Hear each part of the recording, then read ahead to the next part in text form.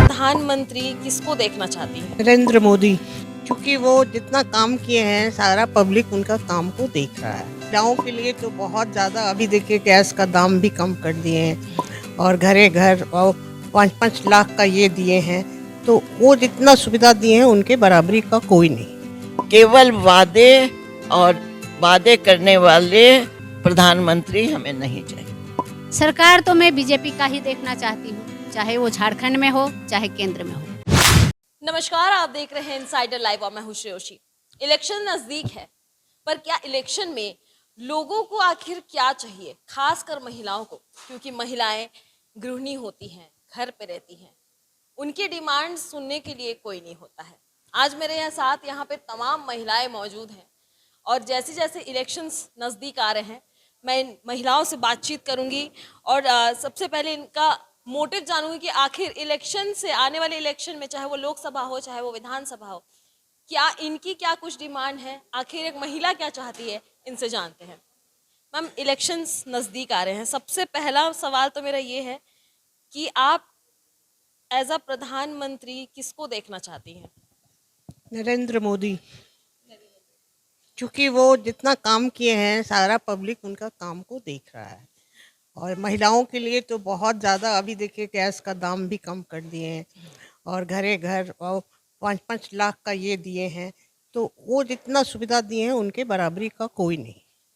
Ma'am, Jharkhand की अगर हम बात करें, चूंकि हम लोग झारखंड में हैं, राजधानी रांची में हैं, विधानसभा चुनाव आने वाला है, लोकसभा चुनाव आने वाला है, आप झारखंड में किसको देखना चाहती हैं? झारखंड में हम बाबूलाल मरांडी को देखना चाहते हैं, क्योंकि वो भी जितने दिन भी रहे अच्छा काम किए थे। ज़्यादा दिन तो वो नहीं रहे, तो उन्हीं को हम लोग चाहते हैं।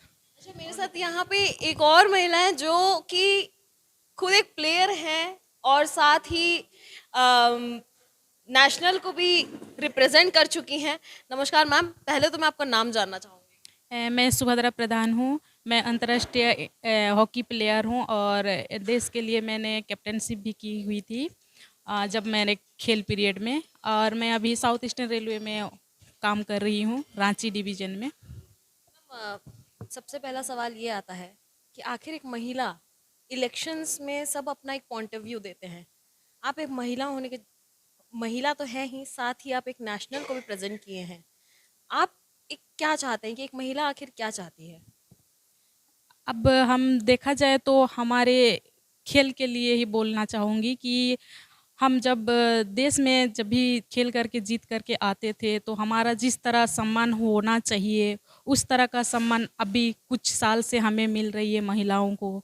और वो जो महिलाओं के लिए जो हम एक प्लेटफॉर्म चुनते हैं कि हमारा दिक्कत कुछ अच्छा कर सके, तो उसमें हम फ्रंट ऑफ फॉरवर्ड आ पा रहे हैं, उस कामयाबी को हम हासिल कर पा रहे हैं। जैसे आपने कहा गृहिणी, घर चलाने से लेकर के हम अगर आगे बढ़ पा रहे हैं तो वो हमारे लिए बहुत अच्छी बात है कि हमें मोटी मिल रहे हैं। खेल जगत में क्या कुछ सुधारने की ज़रूरत है, क्योंकि इलेक्शंस आ रहे हैं तो कहीं ना कहीं हम अपने नेताओं से ही सबसे पहले ऐसा उम्मीद करते हैं कि हमारे नेता हमारे लिए कुछ काम करेंगे, तो खेल जगत में क्या कुछ होना चाहिए, खासकर महिलाओं के लिए, क्योंकि आप एक खुद हॉकी प्लेयर रह चुकी है। खेल जगत का प्लेटफॉर्म पहले से ही बना हुआ है, जो कि खेल के लिए जो मेहिया होना चाहिए, जो ग्राउंड होना चाहिए, उनमें खेलने के लिए बस भावना रखना चाहिए और प्लेयर को मन इच्छा होना चाहिए। तो इन इन चीज़ों से बाहर लाने के लिए वो हमारा काम किया जा रहा है। जैसे कि हॉकी के लिए बोलूँ तो अब हॉकी इंडिया ने हर घर हॉकी को पहुंचाने का कामयाबी कर रहे हैं और उसके माध्यम से अभी हॉकी अन्य खेलों की तरह भी हॉकी आगे आ चुके हैं और हम सब भी अभी यूट्यूब के माध्यम से या न्यूज़ के माध्यम से भी हम हॉकी को ज़्यादातर जान पा रहे हैं अभी। जी बिल्कुल, कहीं ना कहीं हॉकी हो चाहे कोई भी खेल हो, खेल के साथ साथ कहीं ना कहीं सोसाइटी को भी चेंज करने की मैम बहुत ज़रूरत होती है। तो आप क्या उम्मीद करते हैं कि आने वाले चुनाव में जो भी हमारे नेता होंगे, सोसाइटी में क्या कुछ चेंजेस की ज़रूरत है? सबसे पहले नमस्ते।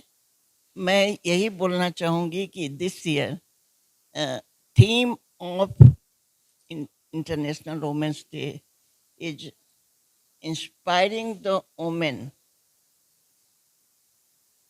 inspire, inclusion, invest the women, count them. जिन महिलाओं को समाज में अभी भी समता का अधिकार नहीं मिला है, अभी भी समझा जा रहा है कि नहीं, अरे ये महिला है क्या करेगी, जब और हम सरकार ऐसे ही चाहेंगे जो चुनावी वादे न करें कि महिला सशक्तिकरण है, ये है, आपको हम ये दे रहे हैं मुफ्त में, आपको ये दे रहे हैं। मुफ्त में देना समाज को पंगु बनाना है। बिना मेहनत अगर आपको सब मिलेगा तो आप काम नहीं कीजिएगा, देश आगे नहीं बढ़ेगा, समाज नहीं आगे बढ़ेगा। आप उसके बदले उनको कहिए कि आप ये काम कीजिए, हम आपको ये देते हैं। केवल वादे और वादे करने वाले प्रधानमंत्री हमें नहीं चाहिए। केवल वादे करने वाले प्रधानमंत्री नहीं चाहिए, वादों के साथ साथ कार्य भी जरूरत है। अगर हम बात करें नेशनल सिक्योरिटी की, तो इन दिनों बहुत सारी ऐसी घटनाएं घटी हैं जो हमारे नेशनल सिक्योरिटी को भी बहुत बड़ा एक सवाल खड़ा होते हैं, खासकर झारखंड में इतनी बड़ी घटना घटी है। मैम, सिक्योरिटी को लेकर क्या कुछ कहना चाहते हैं, क्योंकि लोग चुनाव सामने आ रहा है, आने वाले जो भी नेता होंगे, जिस पार्टी के भी नेता होंगे, आपकी क्या डिमांड है? मेरी डिमांड तो सबसे पहले ये है कि जो भी आए वो महिलाओं की सुरक्षा पे विशेष ध्यान दें, क्योंकि अभी बहुत जगह जगह घटनाएं घट रही हैं कि हमारे यहाँ गांव से लेके शहर तक बाहर से आए हुए पर्यटकों के साथ भी या गांव की बच्चियों के साथ भी आए दिन हम लोग न्यूज़ में, पेपर में देखते हैं। तो इसमें क्या है कि उनको इसकी सिक्योरिटी को ध्यान में रखना होगा कि किस तरह से महिला पुलिस बल को बढ़ाया जाए, जहाँ पे वो अपने खुल के प्रॉब्लम को रख सकें, और गांव शहर हर जगह महिलाओं की सुरक्षा पे विशेष ध्यान दें, और साथ में पढ़ाई लिखाई के साथ साथ उनके नौकरी में भी उनकी सुरक्षा की गारंटी दें कि हाँ, वहाँ भी वो हर तरह से सेफ रहें। ये हम चाहेंगे। जी बिल्कुल, महिलाओं की सेफ्टी बहुत ज़रूरी है, क्योंकि कहीं ना कहीं हर क्षेत्र में अब महिलाएं आगे बढ़ रही हैं, तो सेफ्टी भी बहुत ज़रूरी है। अगर हम गृहिणियों की बात करें तो गृहिणियों के बहुत डिमांड्स होते हैं, पर उनकी सुनने वाला कोई नहीं होती। मैम, आप गृहिणी हैं, एक गृहिणी क्या चाहती है सरकार से, क्योंकि आप भी तो वोट देती हैं? एक गृहिणी यही चाहती है कि जो भी है बाजार में एक संतुलन बना रहे, उससे घर चलाने में लोगों को आसानी होगी। बाजार में आए दिन जो उतार चढ़ाव देखने को मिलता है वो नहीं होना चाहिए।